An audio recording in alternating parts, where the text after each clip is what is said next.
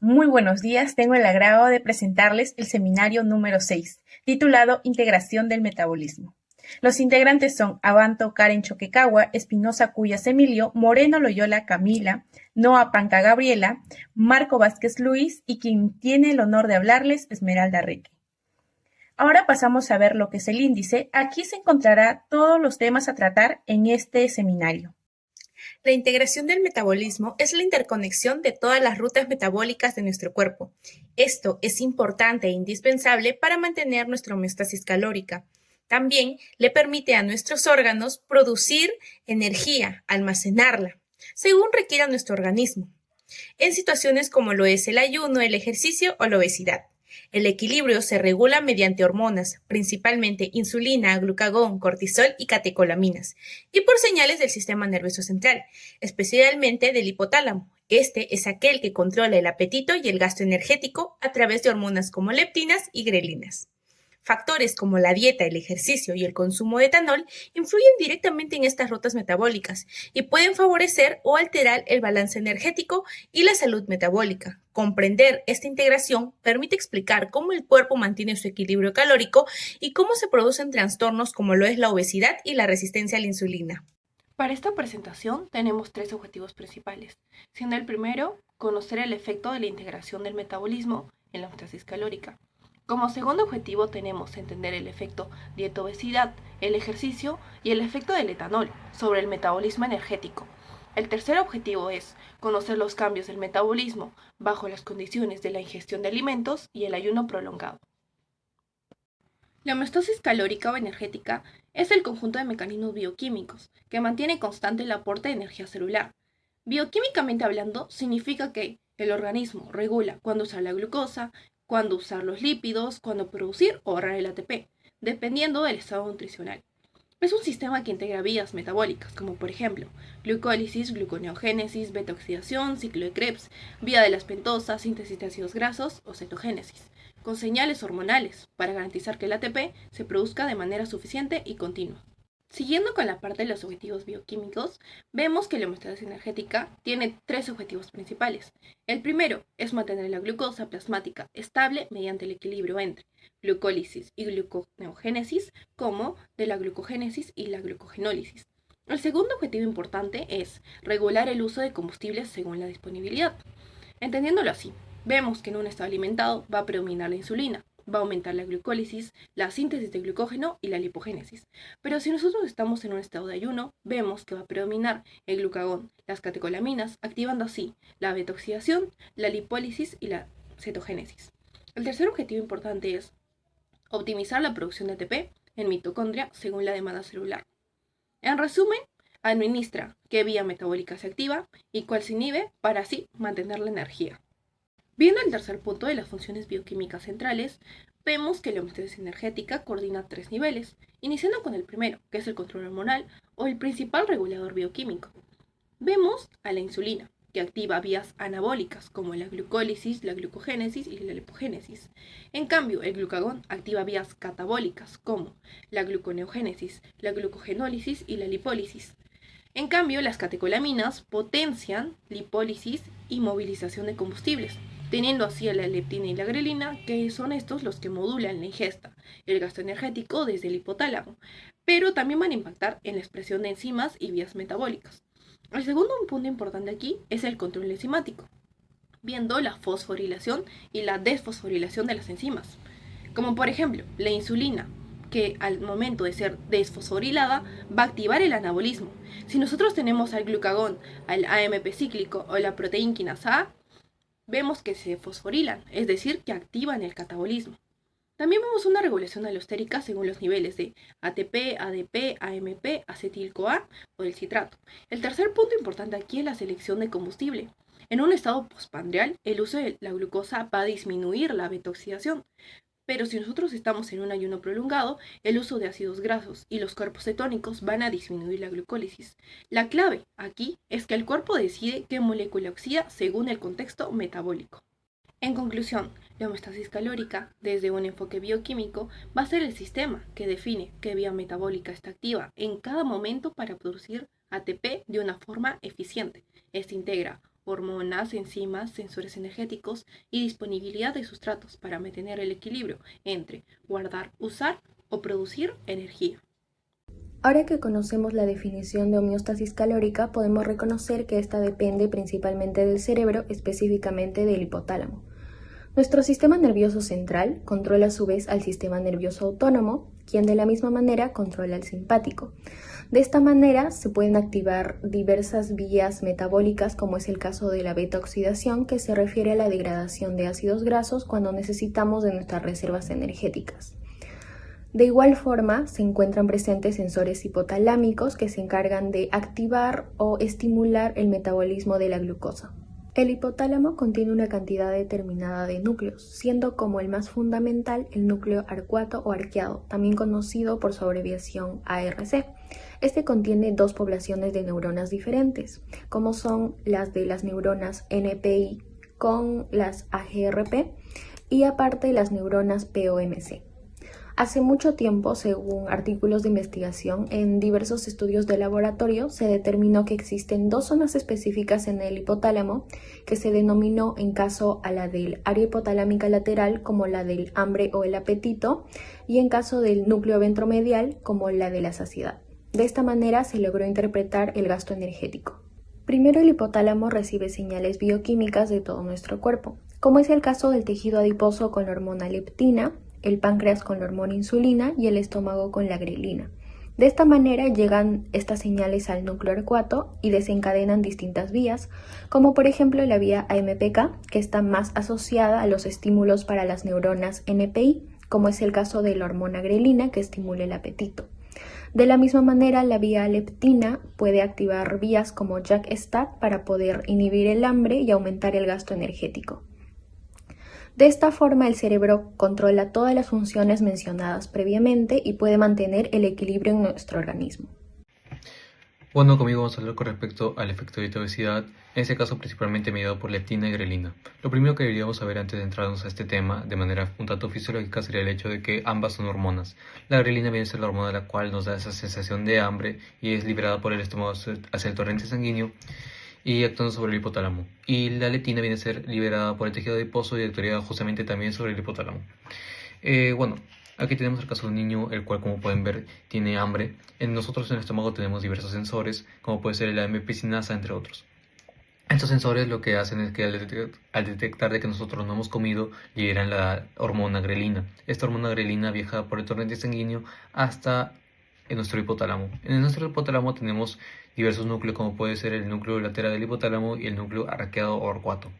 Ya, en este caso la grelina llegaría al núcleo arqueado arcuato y también al sistema mesocórtico límbico, haciendo que nos dé un valor hedónico sobre la comida, pero principalmente el núcleo arqueado o arcuato. Ya, en ese núcleo arqueado o arcuato nosotros tenemos dos neuronas, una que viene a ser la neurona del hambre y otra que es la neurona de la saciedad. En este caso, como pueden ver, en la neurona del hambre iría su respectivo receptor, que viene a ser el receptor GHSR1A. Ya, en ese receptor actuaría generando una despolarización y por ende un potencial de acción, haciendo que esta neurona cumpla tres funciones. Primera función sería el hecho de hacer una sinapsis con la neurona de la saciedad, inhibiendo a esta neurona mediante el neurotransmisor GABA, que como bien sabemos hace que en una entrada de iones de cloro y por ende sea más difícil que se dé una despolarización y por ende un potencial de acción. Segundo sería el hecho de inhibir el receptor de sus neuropéptidos, que viene a ser el MSH. ¿Ya? El receptor sería inhibir el receptor MS4R, que es el receptor de la hormona estimulante de los melanocitos, mediante el AGRP, que es el péptido relacionado al gen de agouti. Y el tercero sería el hecho de hacer una sinapsis con su receptor y liberar el neuropéptido Y. ¿Ya? Este neuropéptido Y lo que haría sería facilitar la conducta del hambre y el sistema de recompensa, ¿ya? Haciendo que nos dé justamente esa sensación de hambre y darle un valor hedónico hacia la comida. Pero ¿cómo que se le da más o menos ese valor hedónico a la comida? Pues bueno, eso sería mediante el núcleo arqueado arcuato, el cual activaría al LHA, que es el área lateral, el núcleo lateral del hipotálamo, disculpen. Ese núcleo lateral del hipotálamo se comunicaría con el BTA, que es el área ventral tegmental, y este a su vez activaría el NC, que es el núcleo de Ackermann. ¿Ya? Y estos justamente están en el sistema mesocórtico límbico, que es el sistema al cual le da un valor hedónico a la comida. Es lo que necesitamos placer a la hora de comer.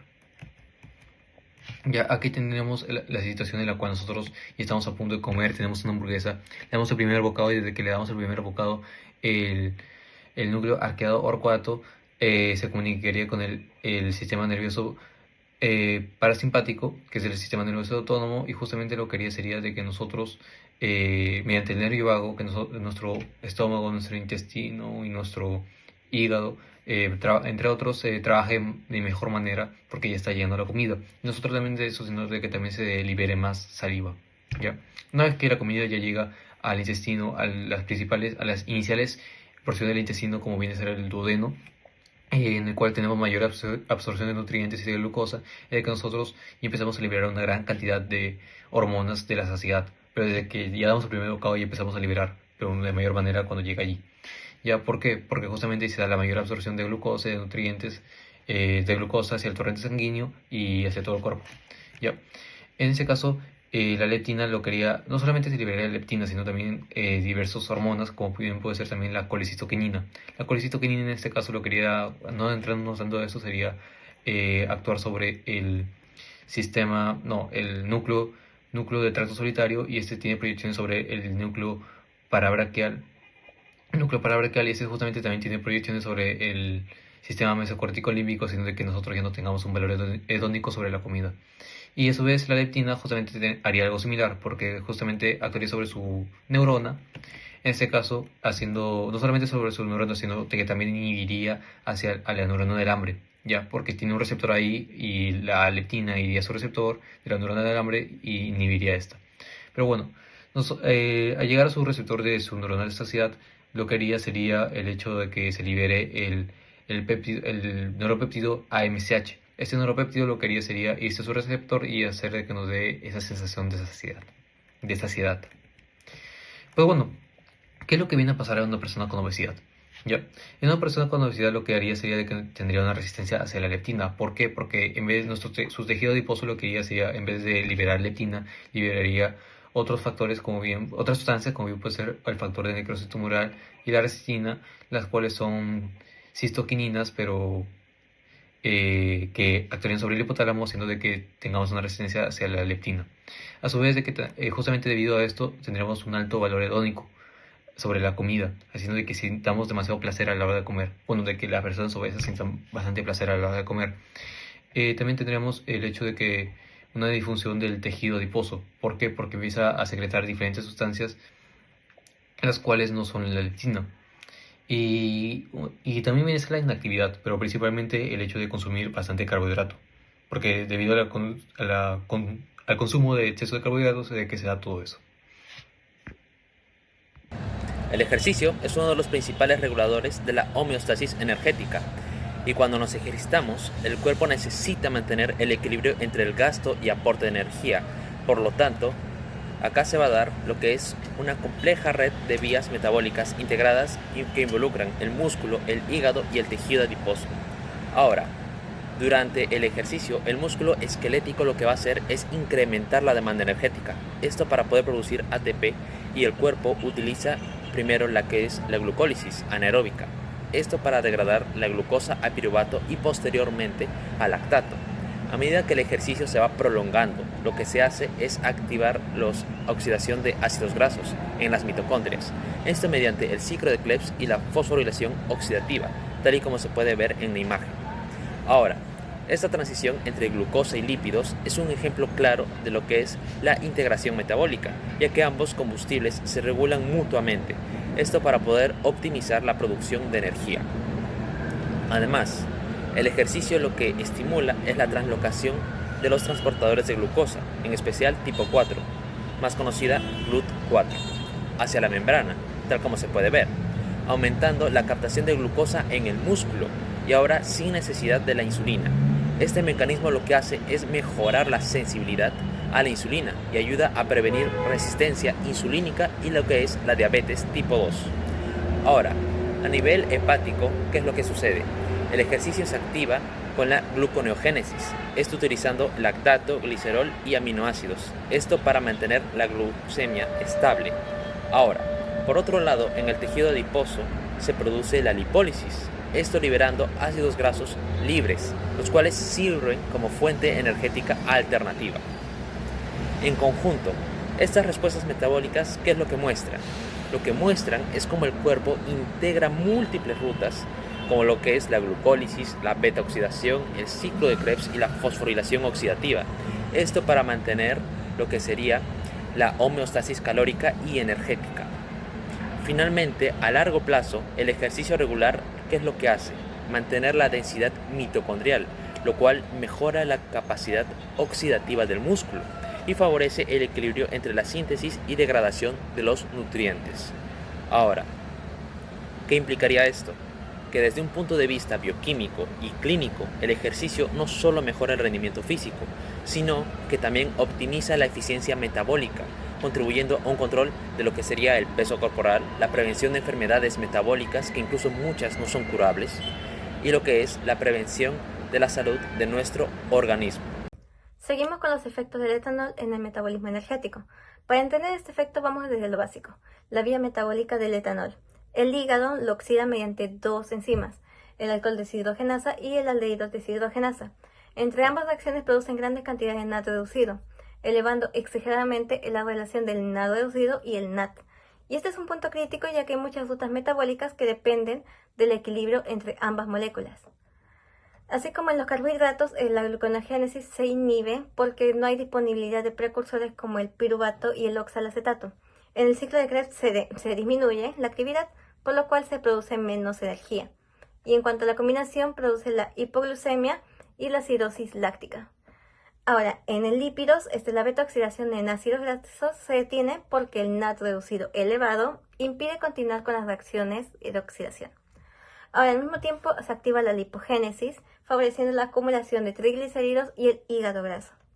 Y en cuanto a proteínas, aumenta el catabolismo proteico y la conversión de alanina en piruvato se ve reducida, afectando la producción de glucosa a partir de aminoácidos. Ahora, si vemos estos cambios de manera integrada, aparecerá lo más importante, el hígado interpretando el exceso de NAD reducido como si fuera energía disponible cuando realmente no lo es. Y esta es una falsa señal energética, lo cual como consecuencia, el hígado reduce la oxidación de sustratos, produce menos glucosa, aumenta la síntesis de lípidos y acumulación de grasa, además de que prioriza las rutas anabólicas, que no corresponden a un estado real de energía. Cuando esto ocurre, el organismo pierde la capacidad de coordinar el metabolismo de lípidos, proteínas y carbohidratos, y el resultado es que es un cuerpo que funciona como si no pudiera acceder a su propia energía, ya que hay una baja producción de ATP útil, hipoglucemia en ayuno, acidosis láctica y acumulación de grasa hepática. Para finalizar, tenemos tres conclusiones. La primera es que la integración del metabolismo va a depender del equilibrio dinámico entre hormonas, rutas anabólicas y catabólicas, lo que va a permitir mantener la homeostasis energética frente a los cambios como la ingesta, el ayuno, el ejercicio o el estado nutricional. La segunda conclusión es que el hipotálamo, junto con las hormonas como la insulina, el glucagón, la leptina y la grelina, van a regular de manera central el apetito y el gasto energético, coordinando así la selección de combustibles y la eficiencia metabólica del organismo. Como tercera conclusión tenemos que el consumo de etanol va a alterar profundamente la integración metabólica, ya que el exceso de NAD bloquea rutas clave como la gluconeogénesis y la beta-oxidación, favoreciendo así la hipoglucemia, la acidosis láctica y sobre todo la acumulación de grasa hepática.